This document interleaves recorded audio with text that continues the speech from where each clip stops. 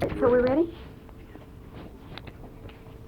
Well, Chuck, it is again nice to welcome you back to Dallas. Thanks, Bobbie. One of the pleasures of coming to Dallas is sharing your audience each time. Thank you for saying that. And now we're here to talk about your movie, which opens today, The Mother Lode. And you're playing a character quite apart from anything you've done before. As Fraser said when he offered me the script, he said, "This fellow's a long way from Judah Ben-Hur." But in the first place, he's a marvelous part. He's a hard and crafty man, and the chance to do that was an interesting. I got to add another nationality to my list of. I guess I've played as many different nationalities as most actors, and also the challenge of learning the accent, which that kind of thing is tough for me, and I had to spend several weeks on it. And then to play an obsessed man. Silas McGee in Mother Lode is an obsessed man. He's spent 30 years in pursuit of the Mother Lode. Now, the search for treasure is, of course, a theme that storytellers and indeed men have explored for millennia, since Jason and the Golden Fleece and the search for the Holy Grail in Treasure Island. Raiders of the Lost Ark is a search for treasure. In many ways, it's a similar picture to Mother Lode, an adventure story, Treasure of the Sierra Madre. But so that to do that kind of a film was interesting, and to play a man like McGee added to the attraction of it. I've played, of course, if you like, a lot of obsessed men. I've played all those biographical films about great men, from Moses, Cardinal Richelieu, and all those fellas, Gordon. And most great men tend to be obsessed. But they're obsessed about outer-directed goals, like leading the Israelites out of bondage, or painting the Sistine ceiling, or beating the British at the Battle of New Orleans. And the destructive kind of obsession, like greed, I guess, is inner-directed towards your own, and that's, of course, what drives McGee. But so it's. But I became, people say, well, how do you feel about playing a guy that isn't really the good guy? And as when I played Richelieu, you end up on, as the actor, you end up on the character's side. When people talk to me about McGee and Mother Lode, I say it was his mind. He was there first. Good point, good point.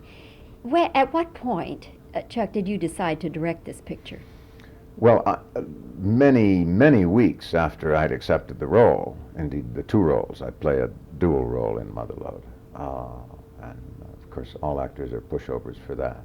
I guess Fraser has been on movie sets long enough to understand that about actors. Then when he offered me the task of directing as well, I've done it before, but it is, I don't want to direct a picture with no part for me, because I'm an actor. And to do both at the same time is double tough. It really is. To act a part is in itself a long, hard plate of work, and so is directing. To do both is just doubles it. But directing is mostly communicating, really communicating, full communication with the actors, the cameraman, the editor, the producer, the writer.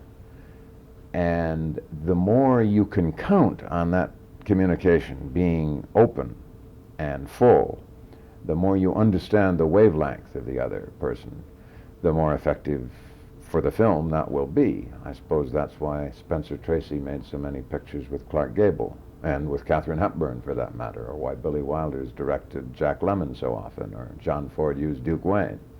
Of course that helps. That's just one relationship that you know will work.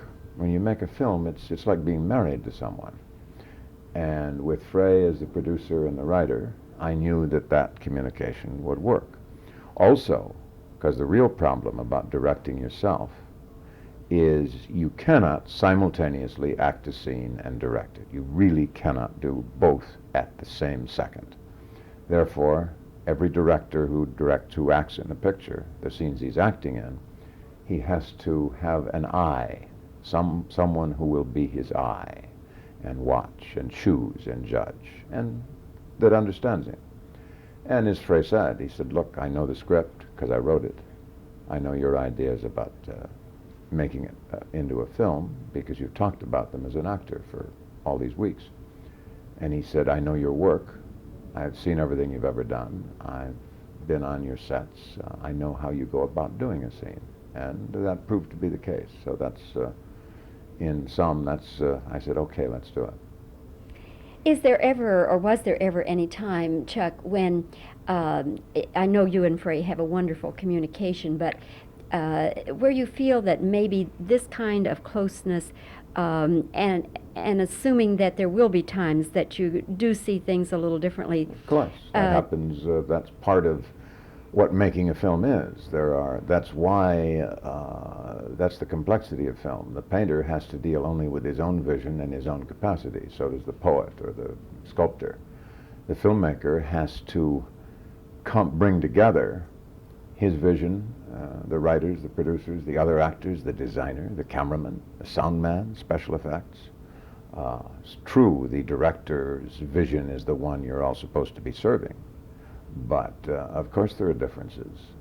But those can be better resolved creatively and harmoniously, which is the only way they're resolved effectively, if you're working with someone with whom you have a complete... to say that you understand how someone else thinks, that you communicate well with him, doesn't mean you always agree.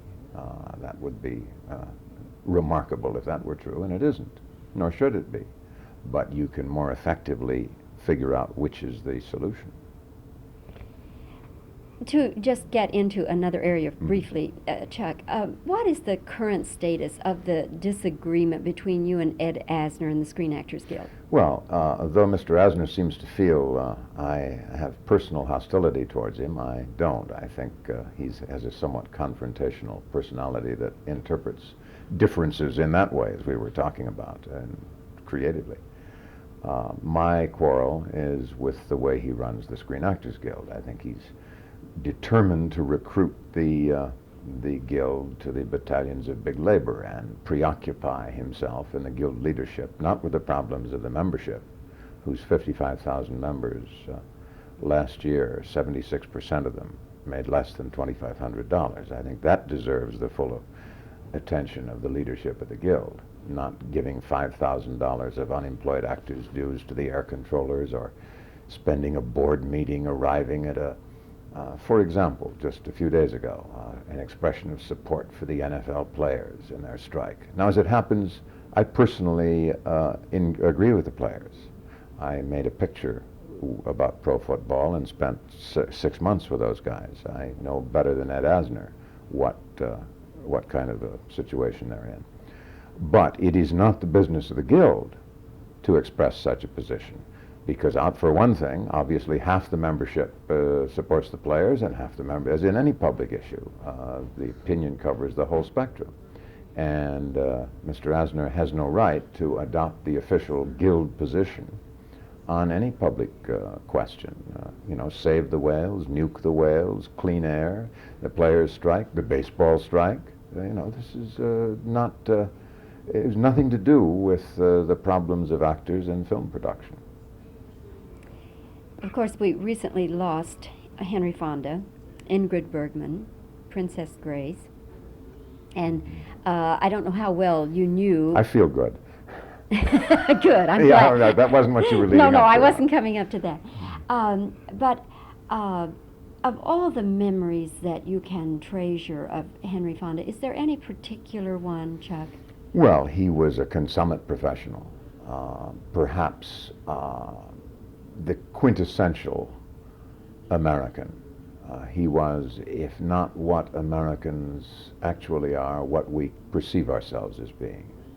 And he was a marvelous actor. I'm proud to have known him, proud to have worked with him. And happily, he had a long and distinguished career, and his last part was the best one he'd had in years. And that's an actor, no actor could ask for more. When was the last time you actually saw him before his death? Oh, I did an interview with him for the American Film Institute for the archival section of the AFI's and also the Screen Actors Guild's archive. About 16 months before he died, I think.